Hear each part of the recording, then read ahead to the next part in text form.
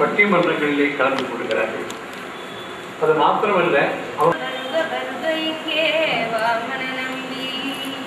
வருகைங்கே கரிய குள் செய்ய வருகைங்கே காக்குத்த நம்பி வருகைங்கே அஞ்சனவண்ணா வருகைங்கே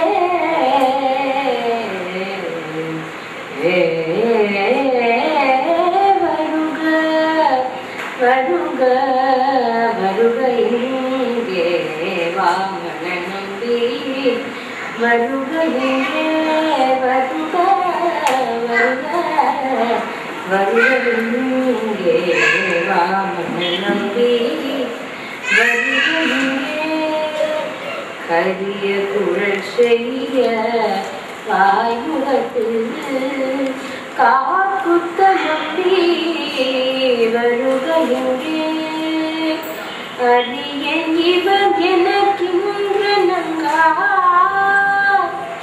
அஞ்சனவண்ணா அஞ்சனவண்ணா அஞ்சனவண்ணா அடியன் இவன் எனக்கின்ற நங்கா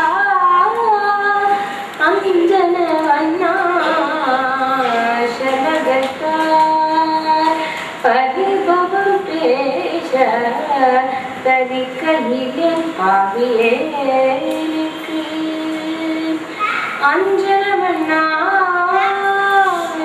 சிவயத்தார் பரிபவம் பேச தரிக்கையிலே பாவியேனுக்கு வேத பொருளே கட்டவா வித்தகனே வேத பொருளே வெங்கடவா வித்தகனே ராமோதரா இங்கே போதரா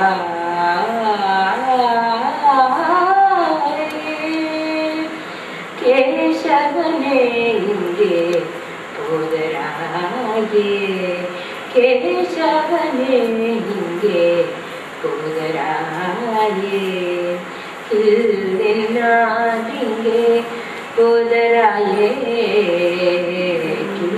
கிள்ளென்னாதிங்கே போதராயே தூஷணம் சொல்லும் தொழுத்தை மாறும் தொண்டரும் நின்ற இடத்தில் நின்று தூஷணம் சொல்லும் தொழுத்தை மாறும் தொண்டரும் நின்ற இடத்தில் நின்று தாய் சொல்லிக் கொள்வது தருமம் கண்டார் தாய் சொல்லிக் கொள்வது தருமம் கண்டான் தாமோதராயிங்கே தாமோதராயிங்கே தாமோதராயிங்கே போதராயே. சந்தானமையர் அவர்கள், கவிஞர் பாசந்தி அவர்கள் ராமானுஜரை பற்றி பாடுவார்கள்.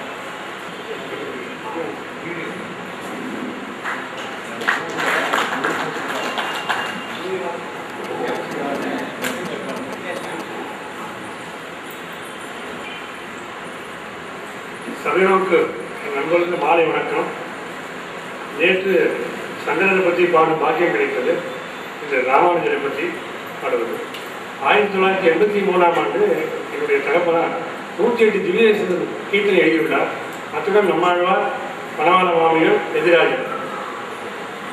எதிராஜனை பற்றி சொல்ல வேண்டும் என்றால் நம்பெருமான தேஜஸ்வரூபி, காந்த சக்தி, வசீகரமான ஒரு பேச்சு, ஒரு கொள்ளை கொள்ளும் அழகர்.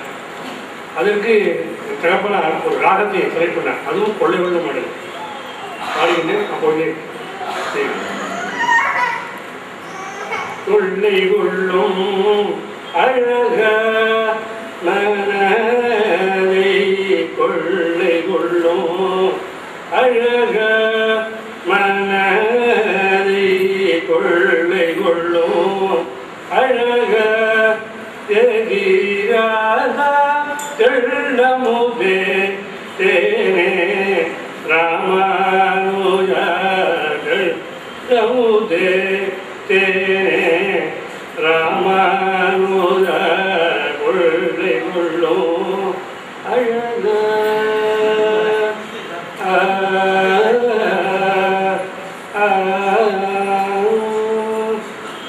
உள்ளம் கவர்ந்திடும் உயர்ந்த அலங்காரம் உள்ளம் கவர்ந்திடும் உயர்ந்த அலங்காரம் ஒரு முறை சேவித்தார் ஒழிந்திடும் அகங்காரம் உள்ளம் கவர்ந்திடும் உயர்ந்த அலங்காரம் ஒரு முறை சேவித்தார் ஒழிந்திடும் அகங்காரம் கொள்ளை கொள்ளும் அழக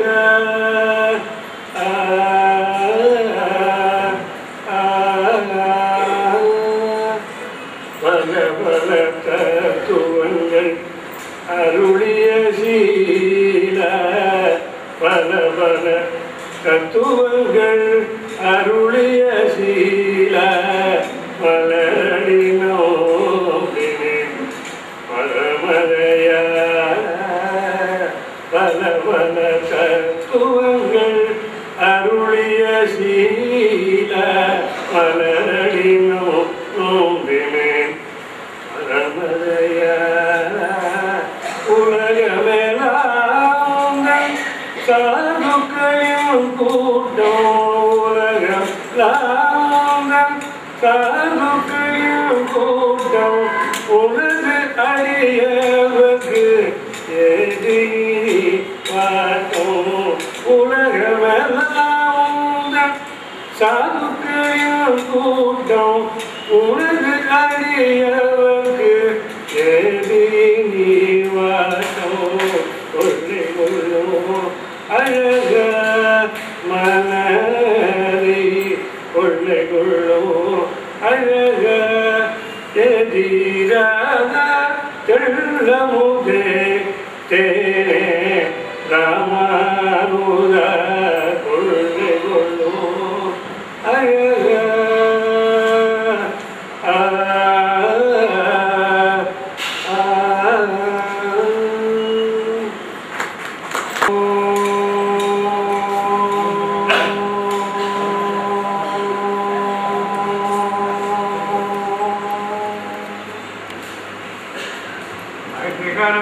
தனையானை முகத்தனை இந்தில் இளம் விதை போல் எத்தனை நந்திமகந்தனை ஞான கொண்டினை துணியில் வைத்தடி போற்றுகின்றேன் உலகம் யாவையும் தாமுடவாக்கலும் நிலை பெருத்தலும் நீக்கலும் நீங்களா அழகிலா விளையாட்டுடைய அவர் தலைவர் அந்தவர்க்கே சரணாங்களே. பக்தியுடன் தமிழையும் கலந்தூட்டி என் தாயார் தங்கம்மாளின் திருவடியிலே சரணம். வியாசாய விஷ்ணுரூபாய வியாசரூபாய விஷ்ணவே விஷ்ணும் விஷ்ணும் மகாவிஷ்ணும் பரல விஷ்ணும் மகேஸ்வரம் அநேக ரூபதை சாந்தம் நமாமி புருஷோத்தமம் வசுதேவ சுதம் தேவம் கம்சஜானூரமர்த்தனோ தேவகி பரமானந்தோ கிருஷ்ணம் வந்தே ஜகத்குரோ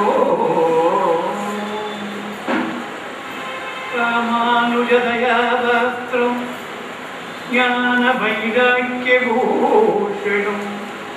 ஸ்ரீமத்வேங்கடநாதார்யம் வந்தே வேதாந்ததேசிகோ ஸ்ரீசைலேஷதயாபாத்ரம் வித்யாதிகுணாத்மம் யதீந்திரப்ரவணம் வந்தே ரவிதமாதனோ முனியோ.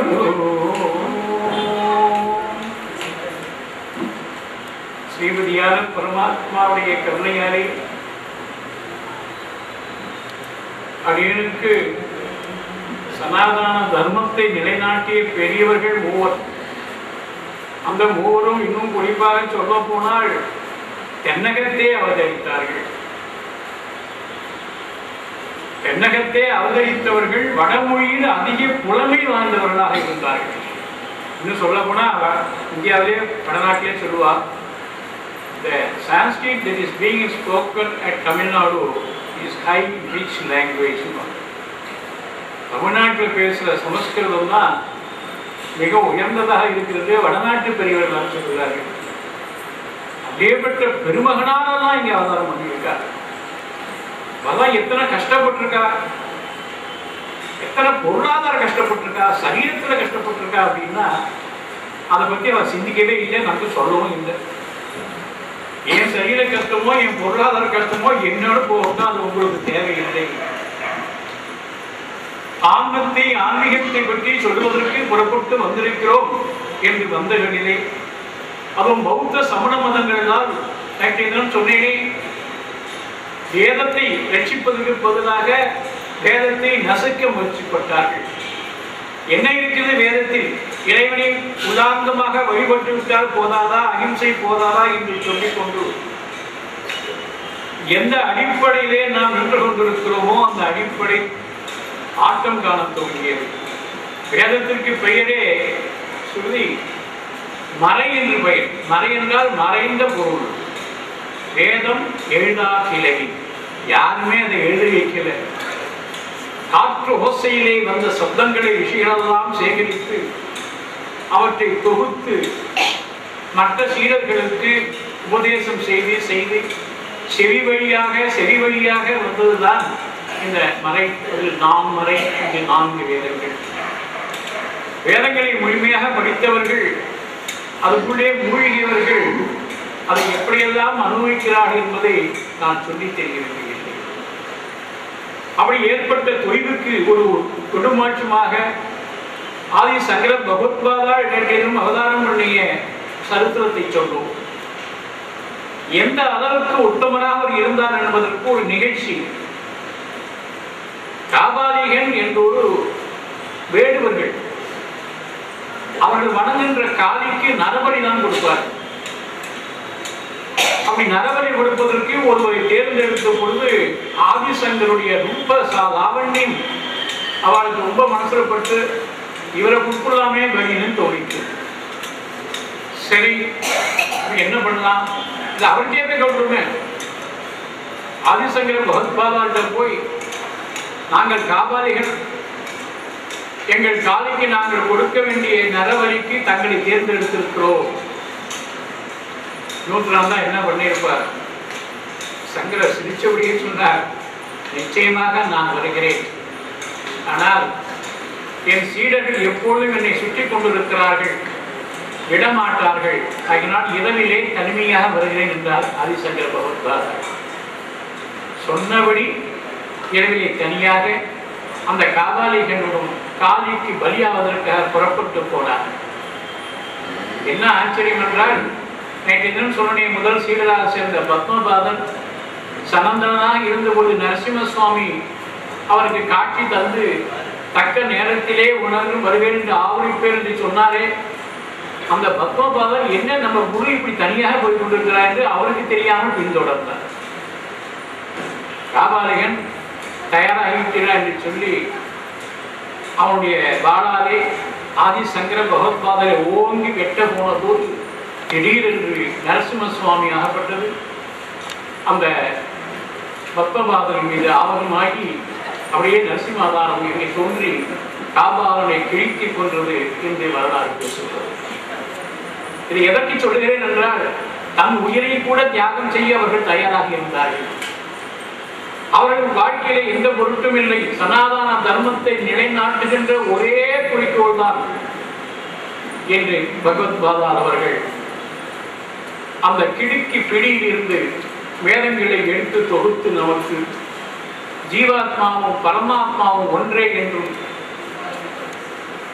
ஜெகத் மித்யா என்றும், மாயை என்றும், இந்த உலகம் ஒரு மாய தன் தோட்டத்தை கொண்டிருக்கிறது என்ற சிறப்பாக அத்வைத சித்தாந்தத்தை உபதேசம் செய்தார் என்ற அளவிலே நேற்றைய தினம் அன்னாருடைய சரிதத்தை ஓரளவு பார்த்தோம்.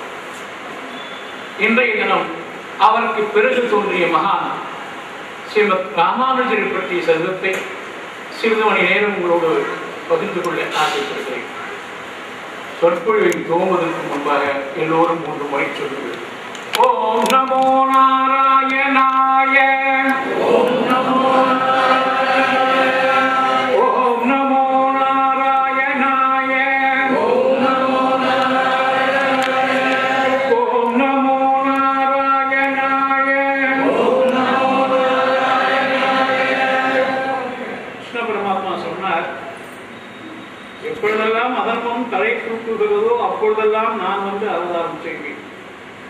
கருணாமூர்த்தியான பகவான் 10 அவதாரங்களை எடுத்தார். அது போதாதென்று பல மகான்களை உருவாக்கினார். அவதாரம் என்றாலே மேலிருந்து கீழே இறங்கி வருகிறது என்று பொருள். நாம் அவர்கள் இருக்க வேண்டிய இடத்திற்கு செல்ல வேண்டிய நமக்கு அனுப்புரிய அவர்கள் கீழே இறங்கி வருகிறார்கள். இதுதான் பகவானுடைய ஒரு கடாட்சம். அது போதாதென்று அவ்வப்போது மகான்களை உருவாக்கி தந்தார்கள். அதனாலதான் இந்து மதத்தை முறைப்படி நீங்க ஆரம்பிச்சா